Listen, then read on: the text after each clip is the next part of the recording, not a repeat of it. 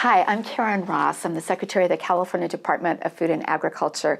I'm sorry I can't be with you today to celebrate your great accomplishments, but I think it's awesome that the Department of Pesticide Regulation recognizes our IPM Achievement Award winners. And congratulations to all of the 2022 winners. It's very impressive, the work that you do. And it's impressive, and I think it's really important to reflect on how much progress we've made with integrated pest management. I've worked on it as a topic and a policy issue for over 30 years here in Sacramento, helping to establish the IPM program at UC, Ag and Natural Resources, and just thinking about the changes that we've seen. There's nothing about ag especially that stays the same.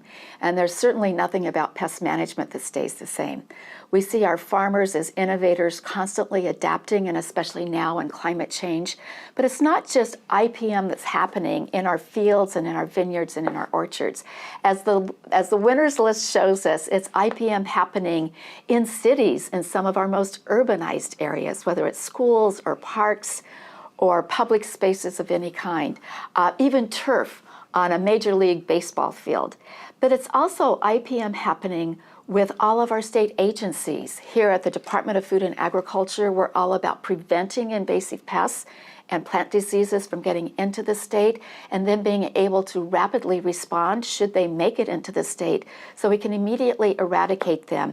First, going through a process of understanding what is the least invasive way of eradicating this pest. Maybe it's mechanical, maybe it's pulling fruit off the tree, maybe it's a biological solution. Whatever it is, we always take into consideration all the steps that could be taken before we use pesticides. That's what IPM is all about.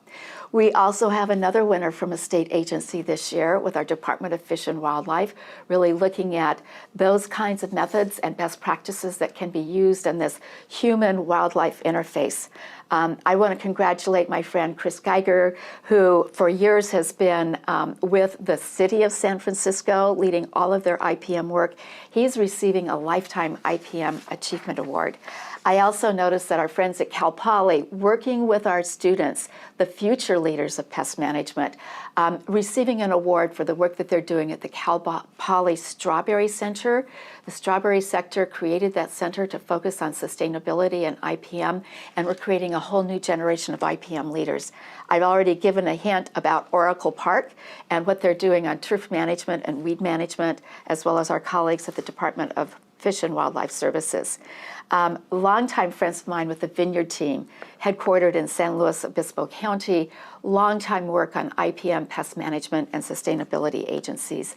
And the last one I want to recognize, and it's a long title, so bear with me, the Appropriate Technology Transfer for Rural Areas ATRA program, the Western Regional Office of the National Center for Appropriate Technology, doing the really valuable work of providing multilingual education and outreach to all of our populations about how we can fight pest issues in the least invasive way, bearing in mind public health, the environment, and ecology. Congratulations to all of you. I'm so proud of you and look forward to charting your progress in the future. Thank you.